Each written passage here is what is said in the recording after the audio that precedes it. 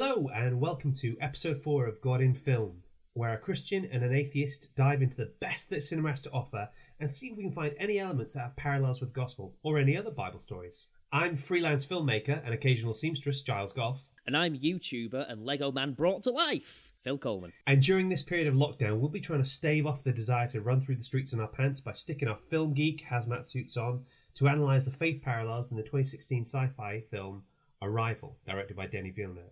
We'll be looking at the idea of communicating with a non-linear being, predestination versus free will, and the importance of linguistics in translation and how it can affect society. This episode will discuss all aspects of the film, which relies heavily on a big twist at the end. So this is your warning for spoilers. Phil, what did you think of this film? I absolutely loved the idea of precognitive scenes coming through all the time. And I also thought that the aliens themselves, just the design of it and the atmosphere around them. There was something about it that was just so otherworldly and mysterious and ethereal, and I loved it. I thought it was a really great piece of cinema. I love the fact that when you watch it twice, you're seeing two different films. You're watching it the first time thinking you're looking at flashbacks, when in fact it's flash forwards. It's dealing with linguistics. It's dealing with predeterminism. It is dealing with like society and the ability to communicate. I thought it was absolutely fascinating, and I am really looking forward to seeing what facts you've got for us. It is a 2016 American science fiction film directed by Denis Villeneuve and written by Eric Heisserer. It's based on the 1998 short story Story of Your Life by Ted Chiang. It stars Amy Adams, Jeremy Renner, and Forrest Whitaker. The film follows a linguist enlisted by the United States Army to discover how to communicate with extraterrestrial aliens who have arrived on Earth before tensions lead to war. It received 8 nominations at the 89th Academy Awards, including Best Picture, Best Director, and Best Adapted Screenplay, and it won for Best Sound Editing. It also received Golden Globe nominations for Best Actress and Best Original Score, amongst other nominations and wins. Dirty sci-fi is what director Denis Villeneuve and cinematographer Bradford Young called the look they created for Arrival. Villeneuve wanted it to feel like this was happening on a bad Tuesday morning, like when you were a kid on the school bus on a rainy day and you dream whilst looking out the window at the clouds, which I completely understand. That sort of that aesthetic, like having been on many school buses on very bad days in Warrington, I completely get it. It's really good because the visual style is consistent the entire way through. You've got that really muted colour palette, and the things that jump out at you are the orangeness of the hazmat suits. And beyond that, everything is these sort of very dark, greyish kind of colour palette going all the way through. Sort of almost like matte painting, almost like Renaissance style. And I just love that. So director Denis Villeneuve and the screenwriter, created a fully functioning visual alien language. The teams managed to create a logogram Bible, which included over 100 different completely operative logograms, 71 of which are actually featured in the movie. In writing the story, Ted Chiang had in mind the following quote of the great physicist Albert Einstein: "The distinction between the past, present, and future is only a stubbornly persistent illusion." Fucking Einstein. Man's just flexing with all that knowledge. You know I mean, I also kind of wish that he'd tell the HMRC that, like, no, I could get it in before 31st of January. But of course, time is just a construct, and past, present, and future, they're really just man-made ideas. Who knows I haven't already submitted it in the future. The reason that the ships never touch land is explained by production designer Patrice Vermette, stating, "The 12 identical ships would travel across the universe and end the journey by hovering 28 feet above ground in delicate equilibrium, leaving it to Earth's people to make the final outreach to contact them."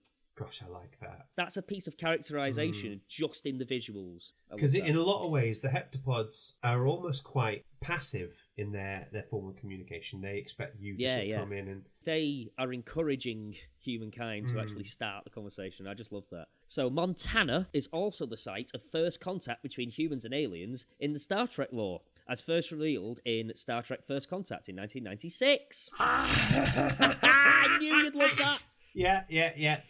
Zephram Cochrane does his first warp flight on the Phoenix with Commander Riker and Troy LaForge. They sort of do it, and then there's Vulcans flying by. They pop down, and then they say hello. And then first contact is established. I just love the idea that the Vulcans come down and just like, so, see you cracked it then. Because these are obviously the Northern Vulcans. Northern you know Vulcans, what I mean? yeah, naturally, Yeah, of course. Live long and prosper, innit it? Live long and prosper and have a cup of tea. Infinite diversity and infinite combinations. That's healthy. So, the heptapod's craft owes its design to an asteroid called 15 Eunomia. That's it. Okay. I couldn't pronounce that correctly. Sure. During research, director Denis Villeneuve became attracted to Eunomia's insane shape like a strange egg and thought that kind of pebble or oval shape would bring a sense of menace and mystery to the spacecraft. The original draft of the script did not have anything specifically written for the final part of the exchange between General Chang and Louise. Before filming, director Denis Villeneuve, he asked the screenwriter to write a line that would save the world for the final part of the exchange, spoken in Mandarin. Heisserer said he spent weeks perfecting the line between Louise and General Chang, only to find that Villeneuve removed the subtitles for the scene in the final cut. The unsubtitled line was, "In war, there are no winners, only widows."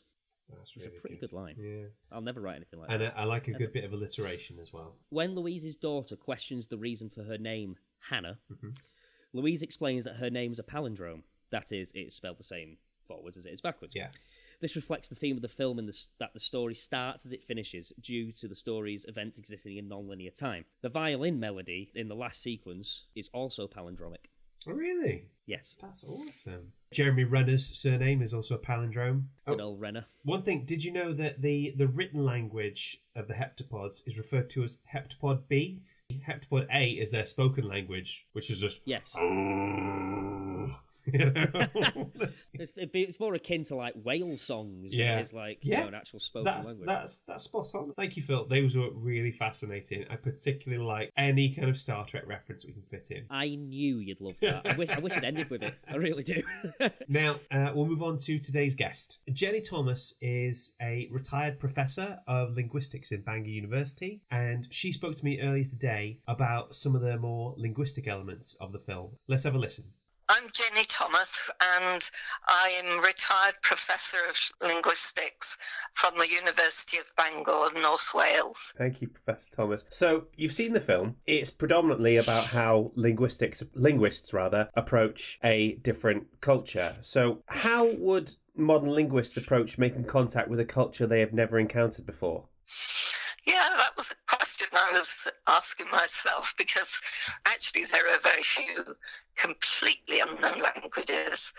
So if you want to learn to communicate with a completely unknown culture, would be working in an area called field linguistics. And the people who best developed field linguistics were a group called the Summer Institute of Linguistics. They were really missionaries, so they were trying to extend the Christian gospel to tribes which hadn't been evangelized previously, so that forced people to learn a completely different language. I never thought about a connection between linguistics and evangelism before. Well, that was sort of where field linguistics started, and the way they would approach it would be first to contact neighbouring tribes, perhaps whose language was better described, when that is not possible. So when a language is what we call an isolate, doesn't bear any relationship to a neighbouring language. And again, there are only few of those. Say Basque would be one, Georgian would be another. In the film, obviously, there are no neighbouring languages, and we have no quick way in. You would actually start the way is described in the film. You would start trying to get single words so that might give you an insight into what sort of phonetic there is, what sort of sound system there is. The Summer Institute of Linguistics had a good list, which has since been updated many times.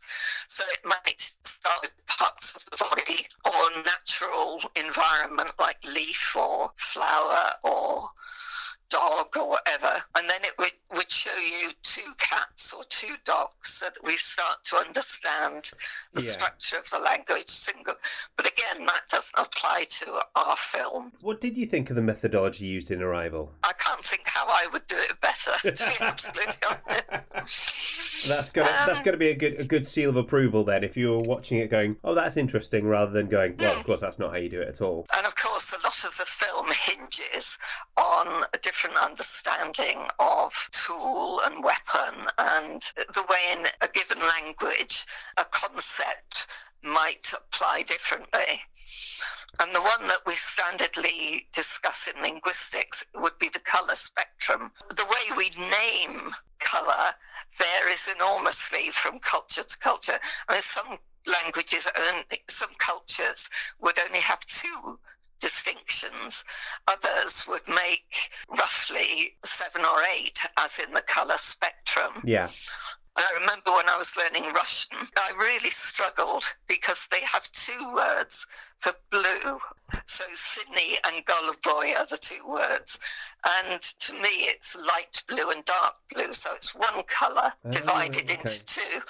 Yeah. But Russian speakers, Slavonic speakers, see them as quite different colours as you and I would, green or yellow. I mean, that's a very, very basic observation. Yeah, that's but fascinating. it shows that, to a degree, my mother tongue influenced the way I could see that colour. That leads on quite nicely to Sapir-Whorf theory, doesn't it? It does indeed. How would you best describe that? In its very extreme form, it would say that the language you have determine your perception and sort of categorise your experience. So the different language speakers would perceive the world differently. That's what it says. But recently we would soften it a great deal, saying not that it determines the way you see the world, but it does constrain the world, the way you see the world. Right. So your first stab would be blue, and some of it's light and some of it's dark. Sufficient exposure to a different culture would help you to actually see those distinctions that we might not make. The film is a fairly extreme version of the Sapir-Whorf theory brought to life then, isn't it? Yeah, but the weaker form actually wins out because the heroine is able to make other people, other cultures, see that what for us is a hard and fast distinction between weapon and tool actually is much more fluid thing. And exposure to this radically different culture, leads very different Earth cultures to change their minds. Professor Thomas, thank you so much. We really appreciate you talking to us, and I love talking about linguistics. I'm glad you've learned to love it. That was Professor Jenny Thomas. Phil, what did you think? The bit that got me was the using the colour spectrum to find sort of similarities in different, linguistic patterns and different languages. I thought, I would never have thought that would be a starting point, but it really makes sense after she explained it as well. It's interesting you mention that because obviously in the ancient world, there's the idea that certain colours just didn't exist, and that Homer talks about the wine dark sea. Another fun one is violets. You look at any picture of a violet and that's clearly purple, and yet every rhyme tells us roses are red, violets are blue. The amount of times I've heard that rhyme and I've never questioned it. Now, let's get on to finding the faith in the film. Da, da, da, da, da, da, da. What's interested me about this film wasn't finding specific biblical parallels. I did think about how Louise starts a relationship knowing that she will one day be parted from her husband, and she has a child knowing that one day her child is going to die, which seems profound until you realise that everybody makes those choices, and it's really just a matter of timescale. Like, you will be parted from your significant other at some point, because unfortunately everyone dies. You can't have love without loss. The two things are intrinsically linked. Anyway, I wanted to focus on how the film is preoccupied with topics that Christianity is also fascinated with. I just want to point out that I'm not an expert. If I make any mistakes or get anything fundamentally wrong about theology or quantum mechanics, I sincerely apologise, and we can talk about it in the comments. I'm sure people will forgive you. So, considering this is a story about time travel, I thought starting at the end seemed a totally appropriate way to do it. Louise Banks manages to avoid a military escalation by ringing General Shang and convincing him to stand down based on a memory she has from the future. The memory is of meeting General Shang, where he tells her exactly what she said to him on the phone call that they're having in that moment. Now, this is an example of a bootstrap paradox. Have you ever heard of those? I don't really know what that is either. So, the term bootstrap paradox is derived from the expression to pull yourself up by your own bootstraps, which indicates performing an impossible or a ludicrous task. I mean, in this instance, it means pulling yourself over a fence by holding onto your bootlaces and tugging upwards. The first reference to such an absurd, impossible action is believed to come from an 18th century story, The Surprising Adventures of Baron Munchausen, in which the hero is stuck in a swamp and manages to escape by pulling upwards on his own hair. It's really interesting, this, because that phrase, pull yourself up by your own bootstraps, is a phrase that we're used to with the idea of talking about a self-made man, and it's quite nice that this just points out that that idea was ridiculous right from the start. So a bootstrap paradox just means something that is completely impossible. In terms of sci-fi, a good example of the paradox would be if a time traveller went back in time and taught Einstein the theory of relativity before returning to his own time. Einstein claims it as his own work, and over the following decades the theory is published countless times until a copy of it eventually ends up in the hands of the original time traveller, who then takes it back to Einstein, begging the question, where did the theory originate? We can't say that it came from the time traveller, as he learned it from Einstein, but we also can't say that it's from Einstein, since he was taught it by the time traveller, who then discovered the theory of relativity. So in the same way, we have to ask, where did Louise's message come from? That is fascinating. You just... It's kind of like Marty McFly being his own dad. That's called the grandfather paradox, and that's a specific example of a bootstrap paradox. Another favourite one of mine comes from Flight of the Conchords. They say in one of their stand-up sets, we actually went back in time to the 60s and met David Bowie. We gave him the David Bowie songbook and said, here, this should make things a lot easier. I like that. What's fascinating is the way that God himself is also essentially a paradox. So questions like, if God made everything, who made God? The interesting thing is, Christians are surprisingly chill about paradoxes. Nobody is really that fussed about these things. It's a big reason why I am an atheist, because there are so many things in the Bible which, to me, who I am mostly logic in my soul, I just can't sort of reconcile the paradoxical ideas that are present in the Bible. Like especially with like God being, he can make anything. Can he make a rock that's heavier than himself? That kind of thing, or heavier than he can lift, rather. And it's those kind of totally valid, because from a rational perspective, it's a circle you can't square. So I can totally understand that. The Trinity that we discussed is a paradox, the 3-in-1 sort of thing. But there is one particular paradox that's been bugging Christians for at least 500 years. John Calvin was a French theologian, and he broke from the Catholic Church around 1530 and was a key figure in developing a school of theology that bears his name. Now, you can find the 5 principles of Calvinism on the internet. There's a handy acronym, TULIP, that describes it. But we're going to focus on the most controversial element, which is the idea of limited atonement. So in broad strokes, Calvinism is based on the idea that individuals do not have a choice in who obtains salvation because it's predestined. No one has the ability to change that. This is one of the concepts that I can see where they're coming from, but I still hate every single bit of it. Yeah, no, when I was reading about Calvinism myself, first thing that came to my head was just, this is cruel to people who are of a faithful mind and have prescribed themselves to this life of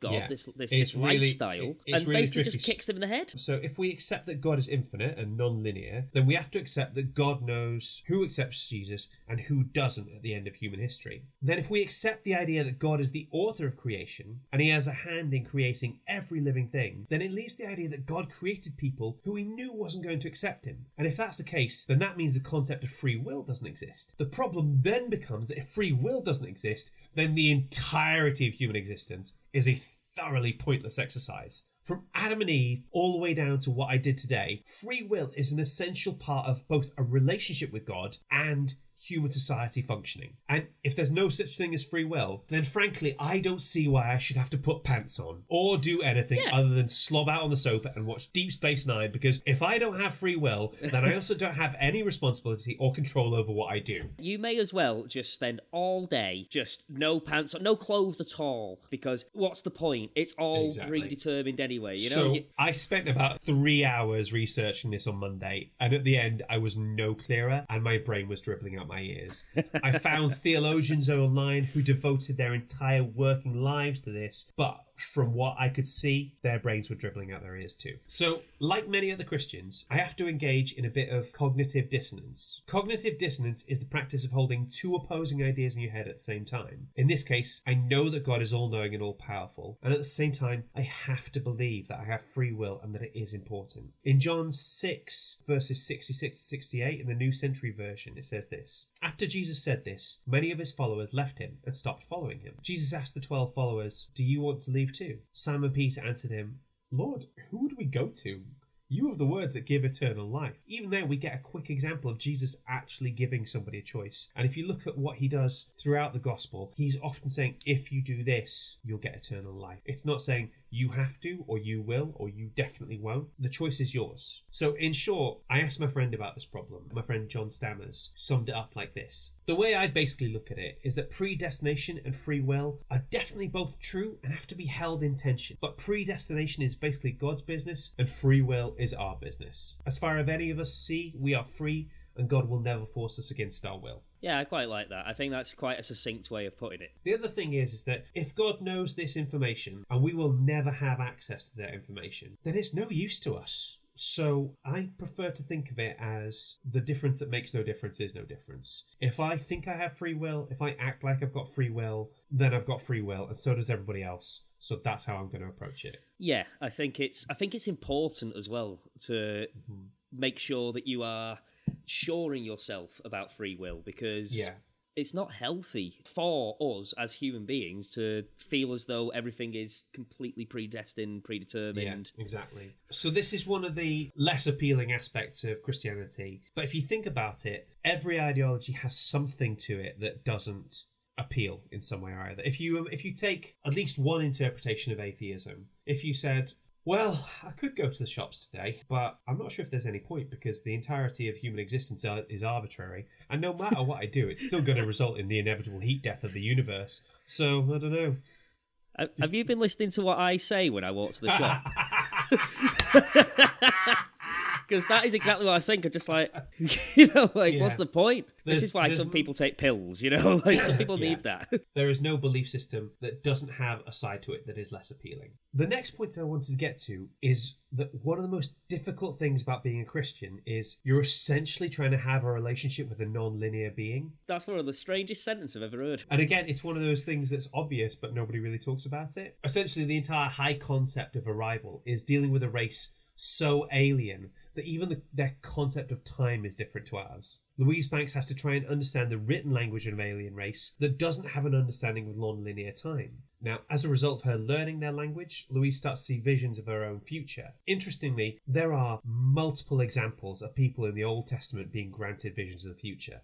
And the thing is, they make perfect sense, so long as you know what you're looking for. Yeah, you need a cheat sheet. So in Micah, chapter 5, verse 2, it states, "But you, Bethlehem Ephrathah, though you are small among the clans of Judah, out of you will come for me one who will be ruler over Israel, whose origins are from of old, from ancient times." Now, this can be fairly easily interpreted as a prophecy that the Messiah would be born in Bethlehem. Yes. Which is pretty impressive considering that Micah was writing between 737 to 696 BC. That's quite a lot of years before Christ. Isn't it just? Yes. However, when we start looking at the book of Revelation, which is mostly prophecy about the end times, it gets much trickier to work out what is going on if it hasn't actually happened yet. If I give you an example of Revelations 13, verse 1 to 3, "And I stood upon the sand of the sea and saw a beast rise out of the sea, having 7 heads and 10 horns, and upon his horns 10 crowns, and upon his heads the name blasphemy. And the beast which I saw was like unto a leopard, and his feet were as the feet of a bear, and his mouth as the mouth of a lion. And the dragon gave him power, and his seat, and great authority. What kind of creature is it? Is it a dragon? What? Is it a bear? What on earth is that about? Why does it have 10 horns, and why does every horn need a crown? I do not know. If nothing else, it's not economical. Think of all the metal that went into making those crowns. For what? It is not economical. I think we can all agree on that. That's just what on earth is this person saying? Now, is that the writer John giving coded messages to other early believers about the evils of the Roman Empire? Or is that something entirely different that hasn't happened yet? I don't know. And to be honest, I don't think I want to find out, because you end up going round in circles. So this particular branch of theology concerning end of days prophecies is called eschatology. And like Professor Field said about the Holy Grail, it can be a lot of fun, but it's hard to know anything for sure. One of the classic examples is the Antichrist. Who would you say is a very popular leader who might in fact be totally evil? What would be the first name that would come to mind for you? Donald Trump. Yeah. Most people may well think of Donald Trump. However, some people of a very different political bent would have said that Barack Obama was the Antichrist.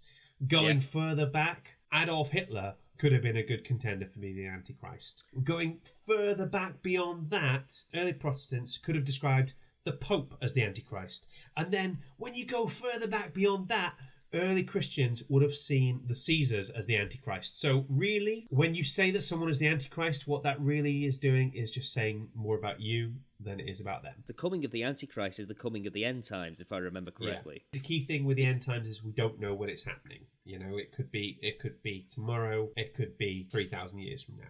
I say I hope it's the latter, because I've got stuff on, to be honest. I've got stuff on too. You know what I mean? Right? I've got a chili in the slow cooker currently, and I plan on eating some of it. The last thing I wanted to talk about was issues surrounding translation. Right at the start of the film, Banks secures the job by showing how a competitor mixes up the Sanskrit word for war with a desire to have more cows. Now, I forgot about that bit, but I really liked it. Later on, as we approach the climax of the film, Louise translates the heptapod's writing as offer weapon, but she also points out we don't know if they understand the difference between a weapon and a tool, and she suggests that it could mean use tool. This made me think about how we're sometimes at the mercy of translators. Yeah. We often forget that the Bible wasn't written in English, and so we can often end up adding cultural associations to words or phrases that were never intended, and missing cultural connotations that would be obvious to first century writers of the New Testament. I found a blog by the writer Stant Latour that I thought illustrated this really well. So Latour says, "The camel and the needle is one of my favourite examples of translation shenanigans, and is all the more delightful because no matter which way you translate or mistranslate it, the message of the metaphor remains roughly the same. For those not in the know, here's what happened. Very probably, the rabbi Yeshua is the Hebrew name for Jesus,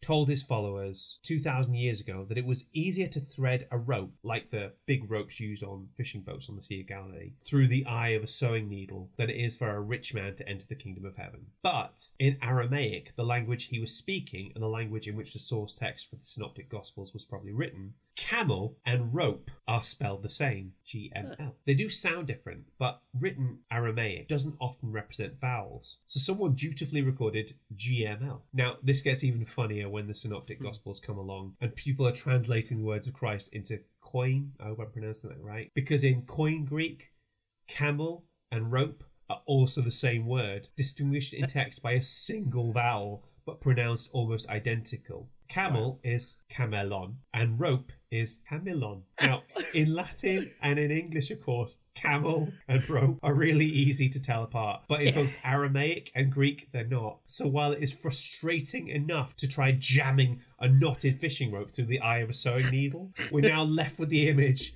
of a massive dromedary squeezing through a needle, hump and all. And the rich are not only in a proper mess, but comically so, for the want of a vowel. Oh, poor camel!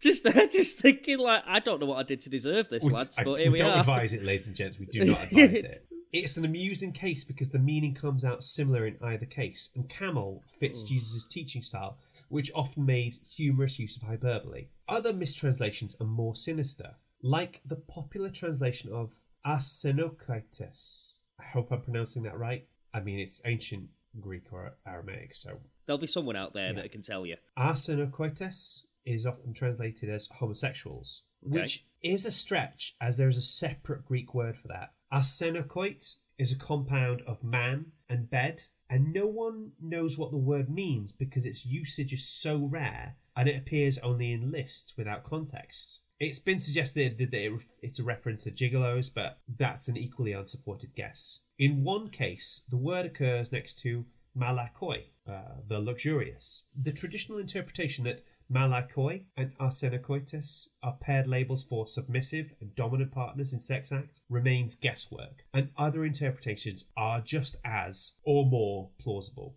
For example, malakoi, arsenokoites, translates as soft ones, man beds, and it could easily be a colourful reference to pleasure-loving rich men who will loll about on bed eating grapes all day and ignore the suffering of impoverished neighbours. That's the type of vice that the New Testament lectures on frequently and at length, to which the letters in which these words appear devote considerable attention. Rich, luxurious, gaudy living was also a vice that the Greeks and Romans alike tended to scorn and treat with mockery. They would have found Trump Tower hilarious. Reading malakoi arsenokoites in this fashion is conjecture, but so is every other proposed reading of malakoi arsenokoites. I found that really interesting. Astonishing. For me, it feels as though it's most likely referring to a life of vice, luxury, that kind of thing. I can see how it gets mistranslated. Like you said, Romans, Greeks, they had giant eating parties and things like that. Yeah. And So I spoke to my friend Joe Swanson Fallowell, who's a freelance translator, and he had this to say on the subject. There are always going to be nuances that are lost or that are difficult to convey in another language. This situation is obviously exacerbated the more languages a text passes through. Another key point is one of what translators call localization, i.e. reworking a default English translation to suit different locations, such as Americanizing spellings or, in this instance, time periods. This therefore requires the editors to interpret centuries-old English. As an English teacher, you'll know what that can be like with Shakespeare. Never mind a text that actually has an impact on the way people live their lives. And that is presuming that the editor is competent at interpreting older varieties of English. The last point that Joe makes is this. When translating, every translator has a choice to make about how to translate any given text. The choice can be simple, such as the choice between, for example, two basically identical synonyms. However, there is a larger choice to be considered, which is the translator's visibility. An invisible translator works hard to minimize the impact that they have had on the text and render as close as possible the source meaning. The other choice is for the translator to be visible and to allow, either consciously or subconsciously, their own prejudices and worldview to influence the way they translate a text. This in particular could have a huge impact on a text as important as the Bible, as an unscrupulous translator could see it as their opportunity to influence millions of people with lasting effects on people's lives. I found that absolutely fascinating. it almost bridges the gap between the scientific nature of translation and linguistics, but also it brings in that sort of that human creative sort of element there as well. I want to leave my mark on this particular translation, and I had never even heard about visibility within translation, but it is that is absolutely new to me. But you know what? It really feels almost natural. And it makes complete sense because as human beings, you have people who, scientists who want to write certain papers, they want to have their paper published, and they want to have their name out there, and they want the recognition and the respect that comes with as well if it's successful and if it's popular or if it's a big discovery or something like that. And it makes sense that it comes up in linguistics, specifically in translation as well. What's really interesting is if you got that visibility, I think you also need to have that transparency. If you think about Middle English texts like Beowulf, one of the most famous translations is by the poet Seamus Heaney. And so long as we know that this is Seamus's interpretation of it, that's absolutely fine. Because there's a plurality there. We know that that this is one interpretation and that there are other interpretations out there. That concludes our Finding the Faith in the Film section. Thank you very much for listening, guys. Listen, I've had a great time talking about this. If you've managed to make it all the way through to the end of this episode, well done, because we covered some pretty weighty topics. Although I gotta say, every time time we do one of these podcasts, I always really feel quite enriched by it. It's a fresh perspective on something that I already enjoyed. I'm so glad about that. I really enjoyed myself as well. Listeners, we really hope you enjoy yourself. Until our next episode is going to be on Dogma, so tune in for that one. Yeah. And until then, you guys have a fantastic week. Stay home, stay safe, and we love you all. See you very soon, and thank you so much for listening. Gordon Film is hosted and created by Giles Goff and Phil Coleman. Mixing by Phil, editing by Giles. Our logo was designed by Julie Walsh, and our theme tune was composed by Rick Lee. Fact-checking by Christina Stannard-Good. Waffle editing by Natalie Austin. Tech support from Claire Goff, and Heresy editing by Nick Matthews. Godin Film is a Dask production. Please rate and review, unless it's a 1-star, in which case just tell Phil through an elaborate use of trained dolphins.